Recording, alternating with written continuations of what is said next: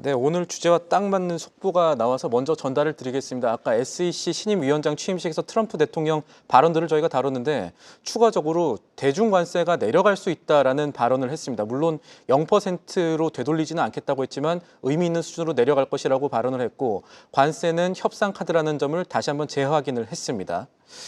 이렇게 관세와 관련한 내용들이 많이 나오고 있는데 저희가 항상 이 시간 통해서 미국과 글로벌 증시 향방 지금 미국이 아니라 중국이 지고 있는 것이다라는 진단을 해드린 적이 있는데 트럼프 관세 정책의 핵심인 중국과의 협상 분위기가 계속해서 형성이 되면서 미국 증시가 최악의 국면에서 탈피하는 조짐 보이고 있습니다.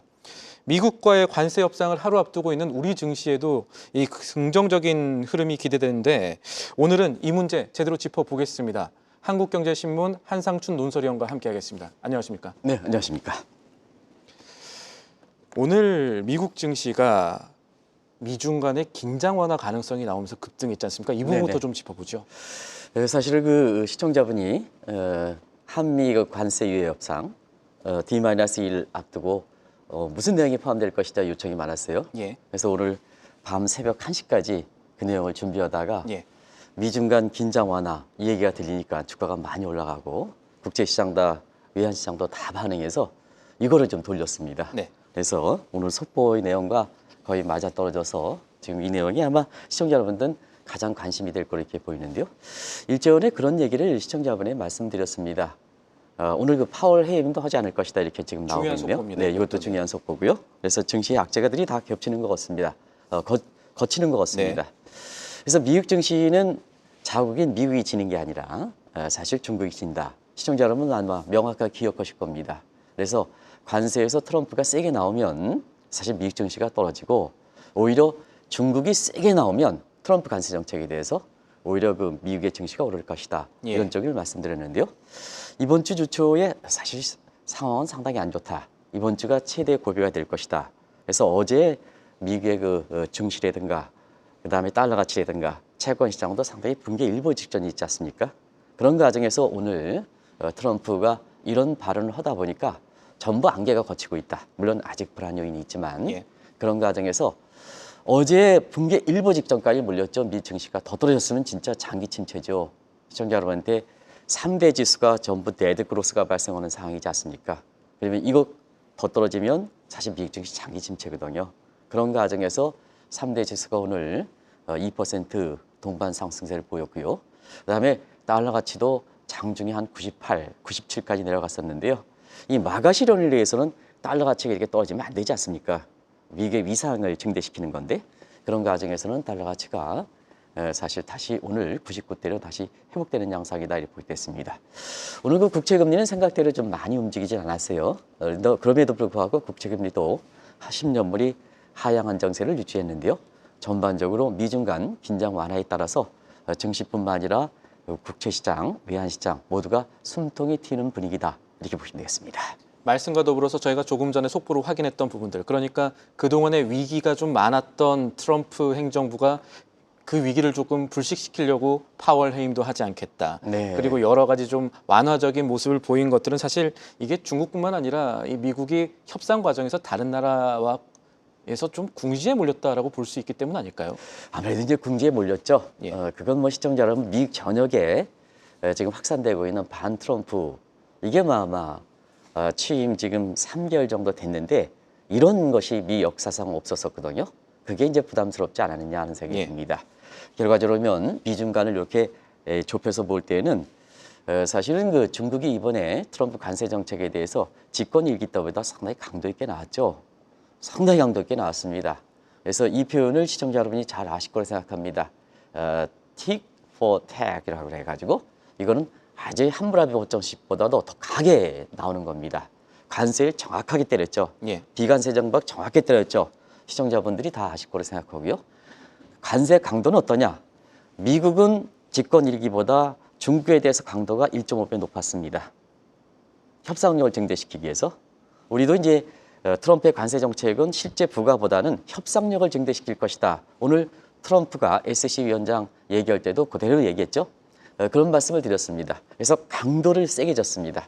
중국에 대해서 1.5배 정도. 근데 중국은 미국에 맞받아치는 정도가 집권 인구보다 2배 정도가 높았습니다.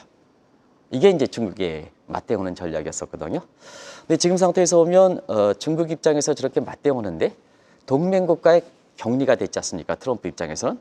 그러다 보니까 EU도 맞대응하고 일본도 맞대응하고 그리고 중국과 EU랑 서로 협력해서 맞대응하고 또 구체화되지 않았지만 중국과 일본과 한국과 FTA로 서로 맞대응하고 그러다 보니까 결과적으로 보면 사실 트럼프 입장에서도 아무리 간이 크다 하더라도 이 분위기를 이렇게 외면하지는 못하지 않았느냐 생각합니다. 그리고 무엇보다도 트럼프 진영의 균열이 심했죠. 지금 일론 머스크라든가 이런 사람과 베센트 입장 간에 핵심적인 사람과 서로 권력 충돌이 다툼이라든가 있었습니다. 네. 관세 정책에 대해서는 일론 머스크는 자유무역을 주장했단 말이에요. 근데 베센트라든가 이런 사람들 이렇게 이런 사람들 같은 경우에는 대중 강경 정책을 하다 보니까 이 밀어낼 역량이 있는데 내부 진영부터 자충우돌 하다 보니까 결과적으로 트럼프 입장에서도 이런 걸 감안한 것이 아닌가. 그리고 가장 부담이 되는 것은 시청자 여러분 미 전역에 반 트럼프의 움직임이 확산되는 것도 크다 이렇게 보게 됐습니다. 결과적으로 보면 다급해진 그 트럼프 진영 입장에서는 중국과의 협상 타진하는 과정에서 오늘 SEC 위원장 취임에 트럼프의 말을 통해서 지금 미국 증시를 어렵게 했던 요인들 다 지금 하나씩 풀어가고 있지 않습니까? 파월 문제라든가 대중 문제라든가 이런 문제에서 그런 각도에서 증시가 숨통이 터지고 국제시장이 숨통이 터지고 외환시장도 숨통이 터지는 이런 분위기가 아닌가 생각합니다. 다행히 지금 최악의 국면은 면했다라고 저희가 볼 수가 있는 건데 네. 또 한편으로 중국 입장에서도 이 관세 전쟁을 계속해서 이어가는 것보다는 조금 그래도 좀 완화시키는 게 낫지 않았을까요? 그렇죠. 중국 입장에서도 맞대응하기지만 나름대로 트럼프의 관세 정책에서는 압력을 느꼈던 건 사실이거든요. 예. 우리가 이제 긴장 완화라는 것은 한쪽만 이렇게 절박하면 안 됩니다. 다른 쪽도 뭐냐? 그것을 긴장을 완화시킬 수 있는 요인이 있어야 되거든요. 그런 과정에서 트럼프는 자 대중 관세에 대해서 닉슨 시절처럼 보호권 관세를 적용했죠. 그게 2월 4일, 3월 4일 이번에 상호 관세 전부 뭐냐? 보호권 관세를 때려버렸습니다. 그래서 지금까지는 보호권 관세를 적극 활용해왔던 상태다. 자, 이게 맥히지 않을 때는 어떨 거냐? 예. 위안화 평가절상 압력 카드를 사용하겠죠. 그게 이제 관세에서 환율 전쟁으로 번지지 않겠느냐. 자, 그러면 사실 위안화 평가절상을 중국이 수용할 수 있겠느냐. 하는 측면에서는 중국은 지금 수출 동력이 약화될 때는 내부 내수라든가 이런 측면에서는 아직까지 5년 전에 헝다그룹 사태가 풀리지 않았기 때문에 내수가 지금 받쳐주지 못하는 상태거든요. 예. 그러면 위안화 절상을 수용해서 중국의 수출이 안 된다. 관세 때리고 그러면 중국 입장도 부담이 되지 않지 않습니까? 그런 상태에서 중국이 위안화 평가 절상을 수용하지 않아? 그러면 환율 조작국 때려. 이미 어제 트럼프가 비관세 장벽의 가장 우선으로 8가지 조건인데 환율 조작을 가장 먼저 때렸지 않습니까? 이런 분위기가 있는 상태거든요. 자, 그런 상태에서 이렇게 보면 서로가 이해관계가 많다 보니까 지금 미중 간의 무역 갈등의 완화 분위기다. 그러면 시청자분이 미중 간 무역 갈등의 완화 분위기다. 한번 곧바로 뭐냐? 정상회담 얘기가 나오겠죠. 그러면 지금은 탑다운 방식이기 때문에 트럼프와 시진핑에서 결정하는 탑다운 방식이기 때문에 미중 간 완화는 사실 긴장 완화는 정상회담에 대해서 자연스럽게 나오는 겁니다. 그래서 지금 그 트럼프가 취임 이후에 한 6개월 이내에 이번에는 중국에 방문하지 않겠느냐. 그렇다고 본다면 1기 때는 어떠냐. 1기 때는 2014년 4월에 시진핑이 미국에 방문했습니다. 그리고 여기에 화답 차원에서 그해 11월 달에 트럼프가 방중을 했습니다. 요 사이에 지금 마로라고 협약이 지금 기대가 되고 있는데요. 그때는 상하이 미력이 있었습니다. 이런 분위기 때문에 지금 미국 증시가 강하게 반등했다 이렇게 볼 때 있습니다. 네. 한편으로 이번에 미국과 중국 간의 협상 기대는 상호 관세 유예가 나오면서 사실 어느 정도 예견된 부분도 있었다고 봐야 할까요? 네. 선부가 후 협상 방식에서 이렇게 보면 사실 미국처럼 탑다운 방식, 그다음에 A게임 방식, 그리고 패키지 딜 방식일 때는 트럼프 성격에서는 4월 1일에 때린 게 최선입니다. 항상 그렇습니다. 예. 나머지는 추가적으로 협상에서 기대하는 시각이 많습니다는 사실 뭐냐 미국 입장에서 4월 1일 때린 처음 부가땡보다 더 미국의 국익이 합치되는 내용을 내리지 않을 때는 4월 2일로 그대로 간다는 얘기입니다. 중국, 일본 한번 보십시오. 일본에서 보면 자, 협상 대표단이 가져온 게 별로 신통치 않았거든요. 그러니까 일본 대표단 입장에서 24% 맞는 게 중요하다. 더 낫다. 왜냐? 트럼프 요구 사항 보시겠습니다. 뒤늦게 알려지기지만 무역 적자를 제로로 하자 이런 얘기들거든요. 그런 관점에서 보면 자, 이렇게 선부가 후급 부가 방식의 첫 부가가 최선인데도 불구하고 상호 관세 유예 기한을 90일 뒀지 않습니까? 이거는 뭐냐? 트럼프 관세 정책에서 보면 그만큼 궁지에 몰렸기 때문에 이미 이러한 그 상호 관세의 여지를 두는 것이 아닌가, 좀 후퇴했다 이렇게 보겠습니다. 후퇴하는 과정이지 않았냐 생각합니다. 그래서 신앵커가 이렇게 여기 이제 이번 주에 방송을 맡으면서 이렇게 저는 뭐 그렇습니다. 항상 이렇게 좋은 사람이 오면, 좋은 분이 오면 이렇게 뭐 우리 시청자분도 숨통이 터져서 이렇게 아주 제가 트럼프 취임 이후에 가장 좋은 소식이 오늘 나오는 것 같습니다. 네. 이런 선한 사람은 선하게 되는 겁니다. 선한 영향을 행사하는 겁니다. 그래서 이제 주식 투자 전략도 이렇게 해서 봤습니다. 이전 그 진행자랑 같이 해서 우리가 임채연 PD랑 같이 이 방송을 맡으면서 작년 12월 달에 미국의 빅테크가 최고점이었거든요. 예. 근데 국내 증권사가 이렇게 그쪽으로 수주로 재료를 밀 때 차익 실현해 달라. 현금은 주가가 좋을 때 차익 실현해야지. 네. 주가가 나쁠 때 전문가들이 현금 가지라 했는데 그때는 주식이 더 떨어지지 않습니까? 현금 실현하면. 그런 과정에서 박현재 회장이 2월 달에 사실 미국의 빅테크에 대해서 고평가 얘기를 했던 거고요.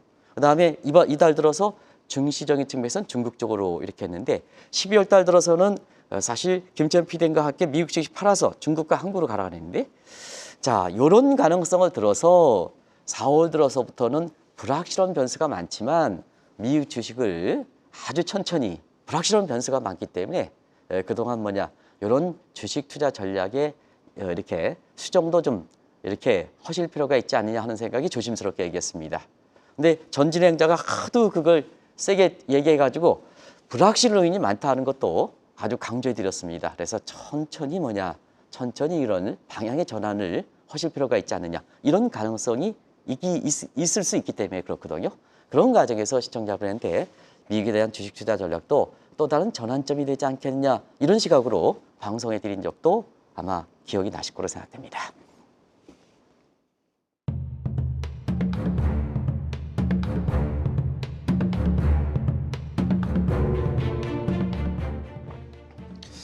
네, 저희가 어느 정권에 관계없이 미국과 중국 관계는 디커플링 얘기가 계속 나왔었고, 그래서 어려운 상황에 우리가 놓일 때마다 어떻게 해야 되느냐, 디리스킹 어떻게 하느냐, 이런 부분들이 사실 가장 중요한 대목 아니었습니까, 우리나라에는? 네, 경제 패권 다툼이라는 건 그렇습니다.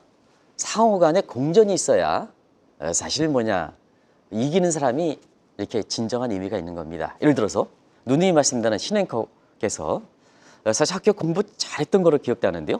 자, 그래서 한 반에 한 반명이 있다. 예. 1등 오면 그 무슨 의미가 있습니까? 50명, 100명이 있어서 그 1등을 해야 그게 진정한 의미지 않습니까? 그런 각도로 보시면 되겠다 이렇게 붙였습니다. 경제 패권 다툼도 상대방이 있어야 진정한 의미가 있는 겁니다. 그런 과정에서 1970년대 핑퐁 얘기를 계기해서 미중 간의 공급은 항상 냉원 전략이 병행돼 있다 하는 것을 말씀을 드리겠습니다.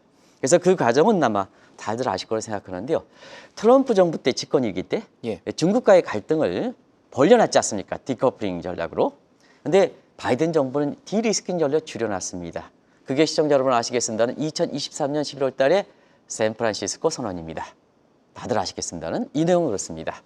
그런 상황에서 디리스킹 하면 항상 뭐냐 이게 미중 간 패권을 트럼프 입장에서도 오늘 중국에 대한 강경 입장이 좀 줄어드니까 자 미국이 패배냐 그렇진 않다는 얘기입니다. 항상 전략상의 문제다 이렇게 볼 때 있습니다. 전략과 전술은 좀 다른데요. 전략적인 측면에서는 자 여러 가지 분위기가 후퇴할 때는 일부 후퇴하는 것도 그렇다. 그래서 불확실한 변수가 여전히 남아있다는 것도 말씀을 드리겠습니다. 한 가지 말씀드리면 일론 머스크와 트럼프 대통령 간에 지금 시간이 많이 흐르고 있습니다. 오늘도 우리 김채연 PD께서 테슬라에 대한 관심이 높다 보시니까 이 테슬라에 대해서 여러 가지 얘기를 속보로 처리하고 있는데요. 트럼프는 기업과 국가를 분리할 수가 없다는 입장인데 분리할 수 있다는 입장인데 예. 일론 머스크는 기업과 국가를 분리할 수 있느냐 하는 입장입니다. 그럼 이 뜻은 무슨 뜻이냐 하면 결국 트럼프와 이렇게 사실 그 일론 머스크 간에 균열이 되는 가장 직접적 원인이다 이렇게 했습니다. 자, 관세 정책. 예. 관세 본인도 기업가 출신입니다. 트럼프가. 근데 부동산 업자거든요. 내수업자거든요. 근데 일론 머스크는 뭐냐? 해외에서 생산하는 수출업자 내지는 부품을 받는 업자거든요. 자, 기업가 분리가 부동산 입장에서 보면 분리할 수 없다 하는데 트럼프, 일론 머스크 입장에서는 자, 그게 가능하느냐 문제입니다. 왜 그러냐면 기업하는 입장에서 보면 테슬라 수출할 때는 자유무역을 해야 되거든요. 근데 이게 분리할 수 있다는 관점에서 트럼프 입장에서는 이게 관세 정책이고 기업은 기업대로 가면 되지 않느냐 하는데 지금은 융통학 사회에서 그게 가는 겁니까? 그래서 뭐냐 지금 트럼프의 핵심 진영 간에도 벌어지는 거거든요. 그런 관점에서 보면 기업가 입장에서 국가 기업 간에 분리할 수 없다는 입장을 취했을 때는 결과적으로 이렇게 주변국에 밀리고 중국에 밀리면 결국 트럼프조차도 그 방식이 이론적으로 잘못되기 때문에 밀려날 수밖에 없다. 그래서 오늘 양보를 하게 되는 양보 모습을 하는 그런 발언들이 쭉쭉 나오는 거다 하는 것을 말씀드리겠습니다. 그렇다면 지금 우리가 확인하고 있는 미중 간의 이 긴장 완화를 계기로 앞으로 이 관계가 미국과 중국 어떤 식으로 지금 나아갈 것으로 보십니까? 또 네. 나아가야 된다고 보십니까? 일단 초강경 입장에서 트럼프가 좀 일부 후퇴했죠. 예. 그러면 주도권은 중국이 가는 거죠. 그럼 중국이 어떤 입장을 취할 것이냐 하는 것을 시청자분이랑 같이 누차 말씀드리는 1970년부터 미중 간 키신저에서 처음 나왔을 때 그때를 쭉 해서 중국의 입장을 한번 보겠습니다. 그러면 대충 감을 잡으실지 않냐 생각합니다. 1970년대 처음 빙봉 얘기할 때는 중국은 미국에 다툴 수가 없었죠. 그때 뭐냐 나왔던 것이 도강야강입니다. 도강양해입니다. 예. 그래서 뭐냐 미국 당신네들이 아무리 떠들어봐라 뭐 볼펜 가서 때리고 아무리 때려봐라 우리가 참고 기다리겠다. 미국에 버금될 수 있을 정도로. 소위 말하는 군자의 복수는 문제 100년이 가도 예, 예. 아주 적당한 늦지 표현이신 것 않으니까. 같습니다. 근데 이게 이제 지금 신행커에 있도록 어느 정도 세력 다툼을 했던 게 예. 2001년 WTO 중국의 가입을 미국이 용인했거든요. 그러다 보니까 뭐냐 저가에 의해서 미국에 진출하는 과정에서 결국 경제 패권 다툼을 해서 자, 양 세력 간에 지금처럼 디커플링 날려했던 것이 집권 1기 때 트럼프 정부 때거든요. 그래서 미국의 세계 다툼 마가 협상의 정치적 측면에서 얘기하는 것이 워싱턴 컨센서스입니다. 미국이 주도권을 줘서 전 세계 확장시켰다. 근데 중국은 뭐냐? 팍스 차이나가 중국의 수도인 베이징을 들어서 세력 다툼한 게 베이징 컨센서스입니다. 그래서 지금 마가대 뭐 어쩌고 이렇게 얘기하지만 전체적으로 보면 워싱턴 컨센서스와 그다음에 베이징 컨센서스의 충돌 문제가 집권 1기에 됐습니다. 자, 지금 집권 2기 때 어떻게 갈 것이냐 하는 측면이거든요. 그런 관점에서 보면 사실은 이 문제는 서로 경합관계에 가야 되지 않겠느냐 생각합니다. 그래서 디커플링보다는 서로 선의 경쟁하는 게 낫거든요. 예. 우리가 이제 게임 세리를 항상 얘기합니다는 지금까지 트럼프가 지금까지 관세 정책 일반적으로 한 것은 이거는 뭐 아시겠습니다. 칼떡거 방식, 전리품을 자기가 다 가져가겠다. 근데 문제가 발생하지 않습니까? 오늘 양보를 하는 것은 뭐냐? 사실 케인지언 방식이거든요. 당신과 전리품이 있을 땐 중국과 한국과 그다음에 일본과 미국도 같이 가져가겠다. 그러면 세계 경제 입장에서 패권 다툼에 미국이 질까? 아니면 아이고 반에서 1명 있을 때가 뭐냐 하지만 이제는 반이 50명, 100명, 200명 세계 국가로 가는 속의 1등이라는 얘기거든요. 예. 그러면 트럼프 입장에서는 진정한 힘의 마거 구성이 되는 거 아니겠습니까? 이런 쪽으로 뭐냐 잘못된 미란 보고서라든가 그다음에 프로젝트 2022이 제대로 가는 과정에서 어제도 말씀드렸던 파월 쉽게 이렇게 조기 교체하기는 어렵다 하는 쪽도 이제 말씀드려요. 자기네 근거법에서 해설할 수 있죠. 스케줄 F에서는 해석할 수가 있지만 해임할 수 있지만 이런 쪽도 말씀드려요. 그런 쪽으로 가고 있다 이렇게 보겠습니다. 알겠습니다. 이렇게 이제 미중 간의 협상 기대 나오는 상황에서 앞으로 어떻게 될 것인가를 조금 더 자세히 짚어봐야 될 건데 먼저 정책 부분에서는 어떤 점들을 저희가 살펴봐야 될까요? 정책은 중국이 많죠. 뭐 시청자 여러분 이 내용은 좀 말씀을 드렸을 겁니다. 그래서 앞으로 미중 간의 정상회담이 될 가능성이 높다는 얘기입니다. 지금 보면 정책 여지 보세요. 정책 여지는 뭐 시청자 여러분 미국은 성장률 하락. 오늘 IMF에서 보면 미국의 성장률이 1.7%까지 떨어뜨렸지 않습니까? 엄청 많이 떨어뜨렸지 않습니까? 예. 그래서 전형적인 버터플레이 팩터 아니라 리플 팩터. 중국도 성장률이 떨어졌지만 미국이 더 훨씬 많이 떨어졌지 않습니까? 그리고 지금은 재정과 무역 적자가 미국은 확대되죠. 중국은 뭐냐? 성장률이 여전히 1, 4분기 5.4% 아니겠습니까? 예. 무역 적자입니까? 무역 흑자가 지속되고 있죠. 그리고 또 한 가지 카드 보겠습니다. 중국이 확실한 카드가 있죠. 중국의 트럼프의 관세에 대해서 위안화 절상으로 가져갈 수 있는 카드, 위안화 절하로 가져갈 수 있는 카드가 있죠. 두 번째는 국채 매각이 있죠. 확실하지 않습니까? 그럼 미국 입장에서는 디폴트 문제라든가 이런 문제가 있죠. 그리고 마지막으로 뭐냐, hit돌이라든가 이런 것. 이런 건 인공지능이라든가 트럼프가 갖고 있는 첨단 기술 정책에서 가장 핵심적인 것을 생산이든 아니면 정제든 중국이 90% 이상 차지하고 있지 않습니까? 그러다 보니까 뭐냐.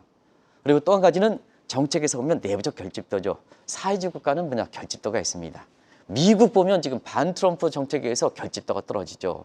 그러다 보니까 트럼프가 고개를 숙이게 되고 이런 과정에서 앞으로는 중국 입장에서 고려하는 상호 공존의 원칙을 취하지 않겠느냐. 그러면서 경제 패권 다툼이 되지 않겠느냐. 그래서 바이든 정부가 가져갔던 디리스킨 쪽으로 가지 않겠느냐. 물론 변수가 많습니다는 그런 쪽에 예상을 해볼 수가 있다. 그것이 낙관적 전망이 미국의 증시에 반영되는 거다 하는 것을 말씀드리겠습니다. 저희가 이렇게 국제 경제 읽는 것은 사실은 이 국제 흐름들을 잘 파악해서 우리는 어떤 행보를 해야 되는가인 건데, 이 한미 협상이 하루 앞으로 다가와서요. 지금 미국과 중국 간의 회담의 기대가 조금 좋아지고 있는데, 긍정적으로 바뀌고 있는데, 이게 우리 입장에서도 좀 괜찮다라고 봐야 할까요? 어떻게 봐야 될까요? 증시는 오늘 좋게 반영했으면 바람입니다. 봤으면 바람입니다. 그래서 증시에 좋게 반응할 가능성이 있는데, 예. 한미 간 협상 내일 아침에 자세하게 좀 말씀드리겠습니다. 제가 KF라든가 이런 쪽에서 이 문제를 좀 다뤄왔기 때문에 자세히 말씀드리겠습니다. 대외정책연구원 통해서 예. 그때 이제 경험을 했던 거고, 우리나라의 납달이든가 미국의 통상법을 연구한 사람 입장에서 자세하게 좀 말씀드리겠습니다. 국내에 그렇게 이렇게 통상법과 관련된 전문가들이 좀 많이 줄어들었다 이렇게 이제 얘기하는데요. 그런 과정에서 지금 트럼프의 조기 관세 정책에 의해서 의외로 벽이 막히는 것 같습니다. 근데 이제 그런 측면이니까 중국의 초강경 정책에 대해서는 항상 트럼프 같은 사람은 이렇게 고개를 숙입니다. 근데 약자에 대해서는 뭐냐? 자기의 정책이 제대로가 됐다는 것을 성과를 내야 되거든요. 그러면 일본이라든가 한국에 대해서는 세게 밀입을 칠 가능성이 있다. 너무 이번 이렇게 미중 간에 한미 간의 상호 관세 유예 협상을 앞두고 이렇게 미국과 중국 간에 이렇게 긴장 완화 분위기에 있다 하더라도 너무 너걸면 안 된다. 한국과 일본 같은, 일본은 했습니다는 트럼프가 뭐냐, 일본에 대해서 얼만큼 세게 요구했습니까? 대일 무역자를 제로를 만들라는 게 나오지 않습니까? 얼마나 셉니까? 그래서 국내 언론들은 조기에 타협된다 못나 낙관적하지만 뒤늦게 알려지면서, 자, 우리가 김채연 PD랑 같이 했을 때 차라리 24%가 맞는 게 낫겠다 이 방송을 해드린 적이 있습니다. 예. 근데요, 트럼프가 일본의 협상단에서는 무역 적자를 제로를 만들어라 얼마나 세게 얘기했습니까? 사실 실현 가능성이 죠. 예. 그러니까 일본에서도 뒤늦게 뭐냐, 구려계획이다 이런 얘기하지 않습니까? 그래서 대표단, 현재가 있는 대표단이 잘하겠습니다는 미중 간의 긴장 완화를 해서 우리가 너굴 놓으면 안 된다. 내일 자세하게 그 어떤 요구를 할 것인가 하는 것을 말씀드리겠습니다. 알겠습니다. 오늘 말씀은 여기까지 듣겠습니다. 지금까지 도움 말씀에 한상춘 한국경제신문 논설위원과 함께했습니다. 위원님 감사합니다. 네, 고맙습니다. 계속해서 다양한 경제 이슈를 알고 싶다면 구독과 좋아요, 알림 설정 부탁드립니다. AI 캐스터 권미정이었습니다.